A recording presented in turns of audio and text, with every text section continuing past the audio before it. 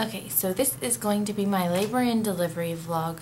I recorded this before, but it was too long, so I'm going to make it not as long this time. And it's actually been 6 weeks, so I have notes, so I remember most everything.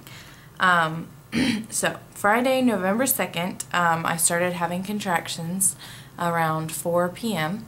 After putting up our Christmas decorations.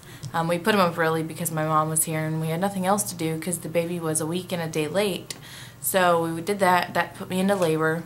Like I said, my contractions started around 4. We went to a chili cook-off at our church, and I had contractions all throughout that. They were pretty much coming 5 minutes apart, but they weren't terribly strong at that point. We got home around 8 or so, and the contractions had started getting stronger and closer together.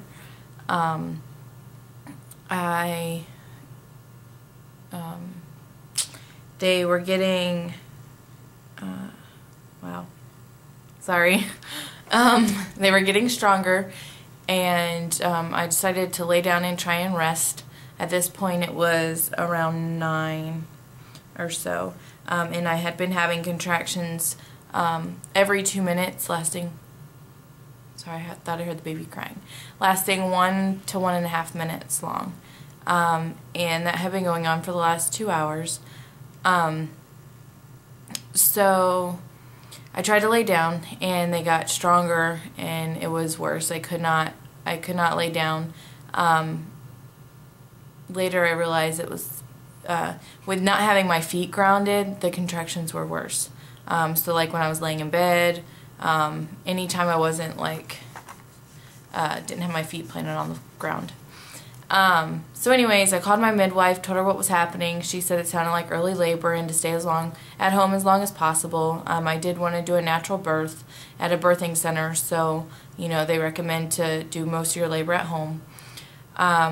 But so I was like trying to stay for a little longer, but within like 20 minutes I was like, I need to go to the hospital. We lived 40 minutes away from the hospital, and because it was my first, you know, I didn't really know how things were going to progress. Everybody's different, and I was just really worried that you know, it would progress quickly and we wouldn't be able to get there in time or whatever. So I just really wanted to be at the hospital or the birthing center to know that if something happened that I was there. So we went there, and they checked me, and I was 4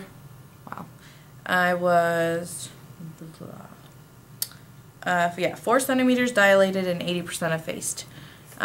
So they did decide to admit me, and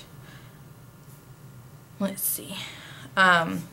So, you know, they're all about natural methods, so they tried me on the birthing ball, and I did get in the water in the bathtub. They had me laying in bed with my leg propped up on a birthing ball, but nothing helped ease the pain. It was just not a fun time. They offered me a couple of like mild medications to help with pain, but I didn't take any of them, mainly because they were shots and I don't like needles. Which is why I didn't want an epidural in the first place and decided to try and go natural. But during labor, it was dark in the room the entire time. I didn't like any lights, I didn't like anybody talking, I didn't like anybody touching me, massaging me, nothing. I was like, when they asked me questions, I would be like, I don't know. They're like, how's your pain? I don't know. Is it worse? Is it better? I'm like, I don't know. I was just getting through it. That's all I could do at that point. I didn't want to talk to anybody. So around, let's see, so I was admitted Friday night around 11 p.m.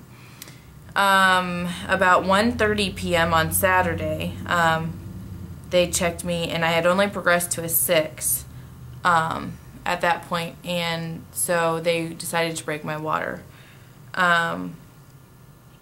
And also I had been having back labor since the beginning, which was not fun. He was transverse, and so it was causing my back labor.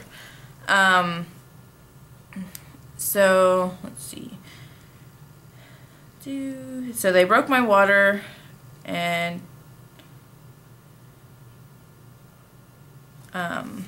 the entire time I was in labor, my contractions were 3 minutes apart. They never fluctuated from that. Around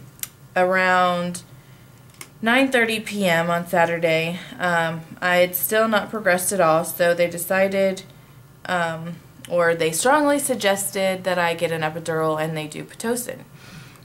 So they did that. They wheeled me. I left the birthing center because you can't have medication in there like that.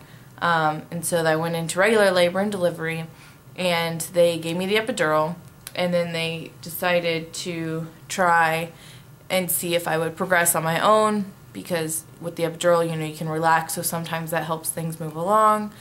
So they left me for an hour with that, and that didn't do anything.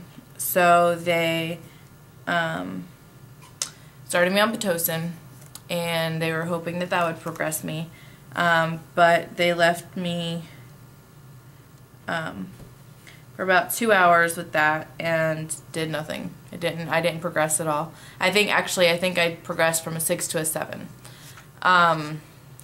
So around 2 a.m.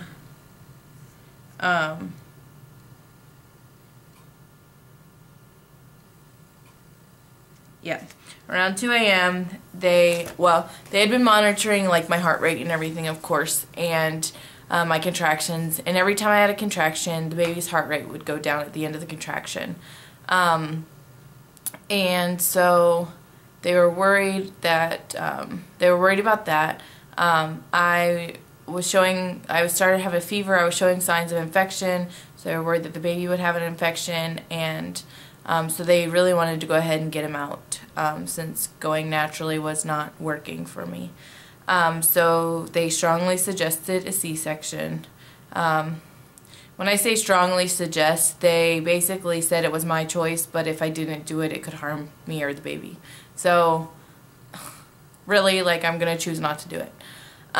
So anyways, they were like, we're going to do a C-section. So at 2:37, the baby was born, but it was on, it was the time change, so it was technically 1:37. But anyway, so they wheeled me in a C-section, and the baby came, and that was that. He did have an infection. He had to go into the NICU for 2 days. So he was there from early Sunday morning until we got him back Monday night. But because he had to get an IV with antibiotics, and I had to have antibiotics also for the infection. But after we got him back, I mean, he was perfectly healthy. He did not have, all babies are born with jaundice, with, you know, it's just with the bilirubin levels, some are higher than others, and if they're too high, then they're dangerous, and so then they have to, you know, do the lights and stuff like that. But his levels were not too high for his age, because as they get older, their levels can get higher, and it's okay. So he didn't have any other complications. We ended up leaving the hospital Wednesday around noon, and bringing him home, and it was just really nice to be home. So yeah, that was pretty much, I think I had 34 hours of labor, and about 3 of them were with an epidural. So needless to say, next time, there's a good chance I'm going to just start with an epidural. But we'll see. But yeah, thanks for watching.